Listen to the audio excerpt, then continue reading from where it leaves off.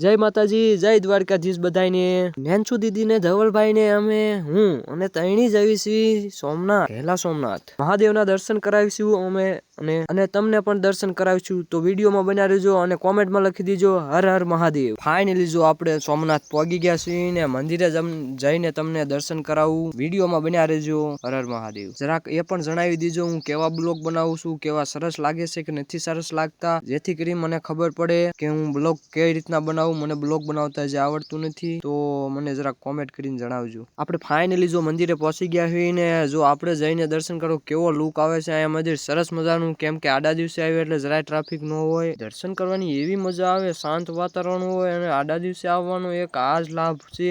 ફોટા પાડવાથી ને વિડીયો બનાવવાથી અહીંયા કોઈ નહીં પાડે ના ને। જો કાકા તહેવાર બેવાર હશે ને આપણે આવીએ એટલે એક પણ ફોટો પાડવાનો દે અને જલ્દી દર્શન કરીને વહી જવું પડે, બહાર જઈને ફોટા પાડવા દે।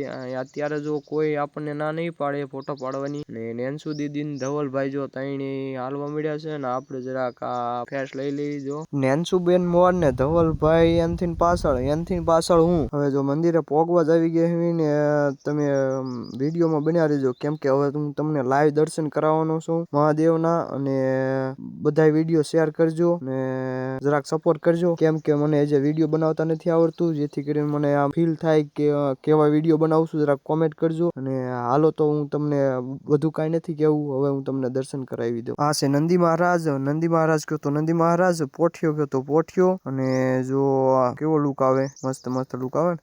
પછી જો આ છે શંકર દાદા, જો અમે દર્શન કરીએ છીએ અને હવે તમે દર્શન કરી લો। જો હવે અમે દર્શન કરીને બહાર નીકળી ગયા ને ધવલભાઈ તો હજી અહીંથી કાંઈક આ રીતના ફોટા પાડે છે અને આપણે હવે ધવલભાઈને હાથ કરી હાલો ધવલભાઈ હાલો અને ધવલભાઈ તો જો આવી ગયા છે અને હવે જવાનું છે। ઓ આ બાજુ તો જોયું ને તો બે બાજુ નકરા આયુર્વેદિક હાથીકડા વાળા જ છે, હાથીકડા હું પણ લઈને બેઠા છે અહીંયા, આપણને કઈ ખબર હોય નહીં ને આપણે નેન્સુબેન ને પૂછી લીધું ઉપર જવું અહીંયા દર્શન કરવાના હિંચકા ખાવાની એવું છે તો કે નેન્સુબેન કે હાલો કે આપણે ઉપર જાવી।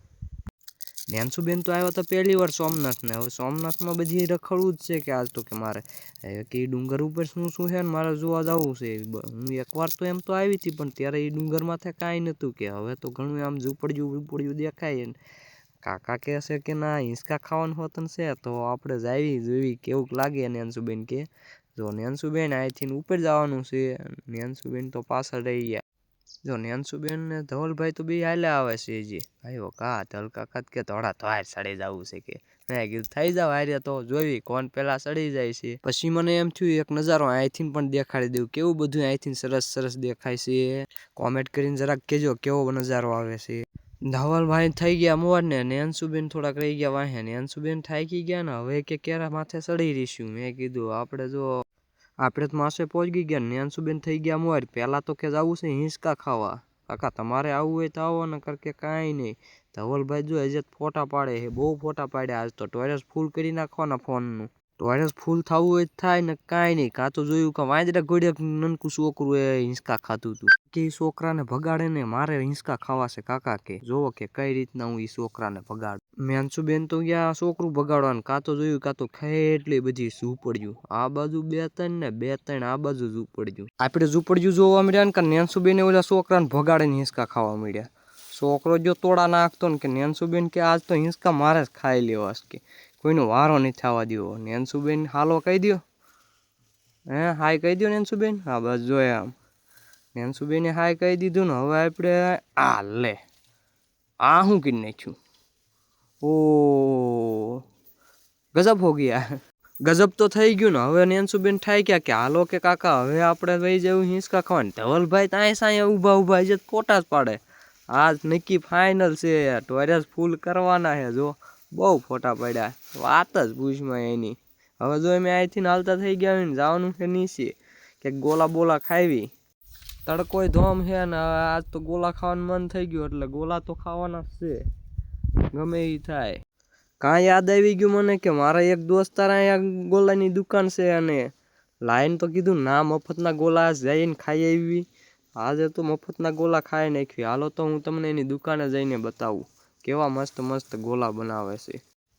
એ પહેલાં તો જો આ ઢોરો ઉતરવો ને માથાનો દુખાવો છે, આટલી બધી પગથિયા કરી નાખ્યા હતા અને આપણે સડાઈ ગયા હતા તાતામાં અને હવે તો બાપરે બાપ આ તો જો તો ખરા ક્યાં ઠેઠ ઉતરીને જવાનું પાછું નીચે જે તો આટલા ઉતરીને આવ્યા કાં તો પડશે ને રેબ જેબ થઈ ગયા અહીં હવે નીચે કેટલું બધું ઉતરવાનું છે જે તો કાંઈ વાંધો નહીં વિડીયોમાં બન્યા રહીજો હું તમને આજ કેવા મસ્ત મસ્તના ગોલા બતાવું આપણે જો આપણા ભાઈબંધની દુકાન આવી ગયા ને આ આપણો છે ભાઈબંધ જો આ છે એની દુકાન અને ગોલાનું જો આવડું આ બાજુ બધું ગોલાનું છે અને આ બાજુનું પાણીપુરી ને ભાજી ને એવું બધું રાખે અને આ કણે જો આ બે મશીન મૂક્યા છે ગોલાના જ છે સ્પેશિયલ રાતે લગભગ 10-12 વાગ્યા સુધી ખુલ્લું રહે આ બધું ટૂંકમાં 2-3 દુકાન છે એની જ છે જો રાધે શ્યામના ગોલા ને માનધાતા નાસ્તા હાઉસ બધું એનું જ છે અને આપણે જો